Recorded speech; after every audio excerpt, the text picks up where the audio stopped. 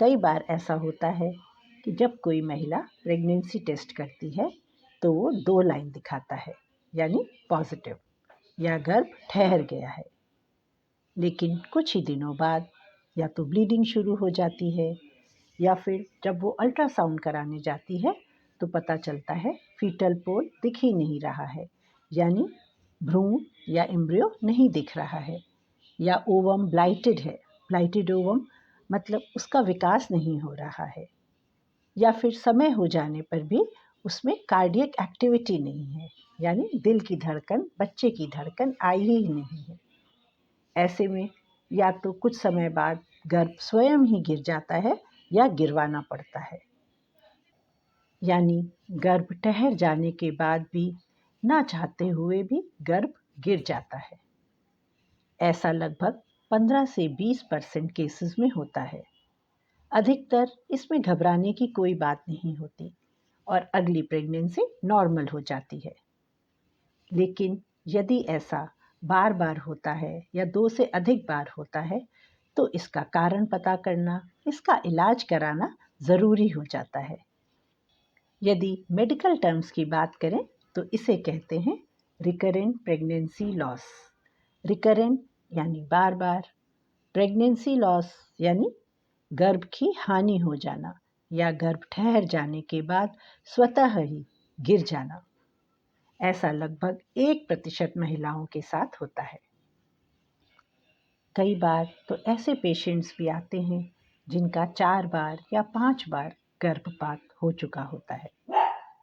अगर medical terms में देखें तो रिकरेंट प्रेगनेंसी लॉस तब माना जाता है जब 5 महीने पूरे होने के पहले ही स्वतः ही गर्भ की हानि हो जाए या एबॉर्शन हो जाए। चलिए आज इस वीडियो में जानते हैं रिकरेंट प्रेगनेंसी लॉस यानी बार बार गर्भ गिरने के कारण और ऐसे में क्या किया जाए। बार बार गर्भ गिरने के अनेक कारण हो सकते हैं। अगर सरल शब्दों में समझा जाए तो मान लीजिए कोई माली बार बार बीज बोता है लेकिन पौधा पनपने के पहले ही सूख जाता है, तो इसके क्या कारण हो सकते हैं? बिल्कुल ठीक,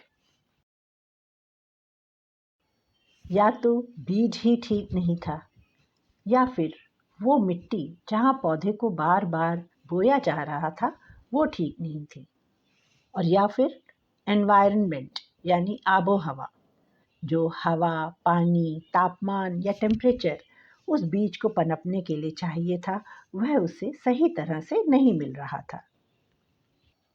यही कारण होते हैं बार बार गर्भ गिरने के।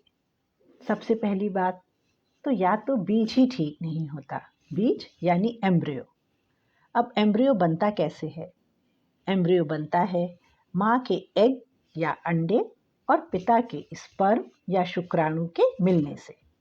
अगर एग और स्पर्म की क्वालिटी ही अच्छी नहीं है तो एम्ब्रियो में डिफेक्ट आ जाता है, उसमें खराबी आ जाती है, या तो उसमें जीन्स का डिफेक्ट हो जाता है या क्रोमोसोम नंबर का डिफेक्ट हो जाता है। दूसरा कारण होता है मिट्टी। देखिए, जब एग और स्पर्म यानी अंडा और शुक्राणु मिल जाते हैं तो एम्ब्रियो बन जाता है।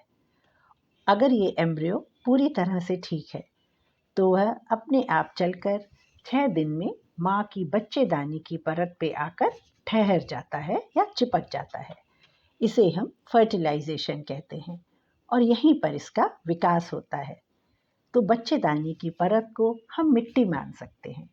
यदि इस परत में, इस लाइनिंग में कोई खराबी है तो भी बच्चे को विकास होने में परेशानी आएगी और गर्भ गिरने की शिकायत हो सकती है।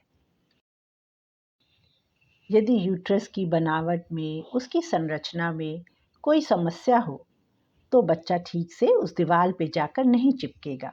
जब वह उसमें ठीक से ठहरेगा ही नहीं तो पनपेगा कैसे? या कभी कभी यूट्रस के बीच में एक दीवार सी होती है जिसे हम कहते हैं सेप्टेट यूट्रस, या फिर यूट्रस 2 भागों में बटा हो जिसे कहते हैं बाइकॉर्नुएट यूट्रस, या फिर यूट्रस में कोई गांठ हो, पॉलिप हो, ट्यूमर हो, और या फिर बच्चेदानी का मुंह वो ही कमज़ोर हो, तो ऐसे में भी रिकरेंट प्रेगनेंसी लॉस यानी बार बार गर्भ गिरने का डर रहता है।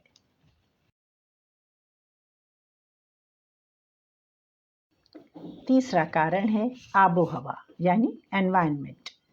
जैसे पौधे को पनपने के लिए उचित हवा, पानी, तापमान अपने चारों ओर से प्राप्त होता है, वैसे ही भ्रूण को भी माँ के यूट्रस में पनपने के लिए सारी आवश्यकताएं माँ के खून से प्राप्त होती हैं।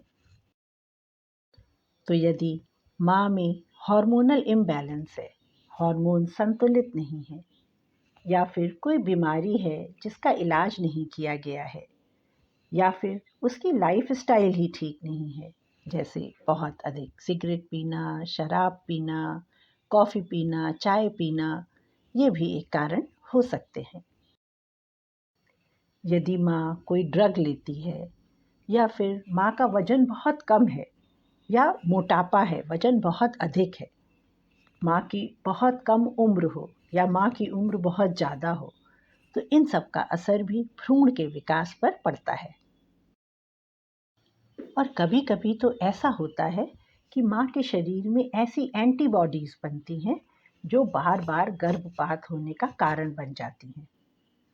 तो आपने देखा, गर्भपात होने के यानी रिकरेंट प्रेगनेंसी लॉस या बार बार स्वतः ही गर्भ गिर जाने के अनेक कारण हो सकते हैं। कारण जो भी हो, उसका पता चलना ज़रूरी है। तो इसलिए आवश्यक है कि बच्चा पेट में आने से पहले ही अपनी डॉक्टर से, अपनी गायनोकोलॉजिस्ट से परामर्श करें, अपना चेकअप कराएं, बताई गई जांचें कराएं और जो दवाइयां दी जाएं उन्हें नियमित रूप से लें।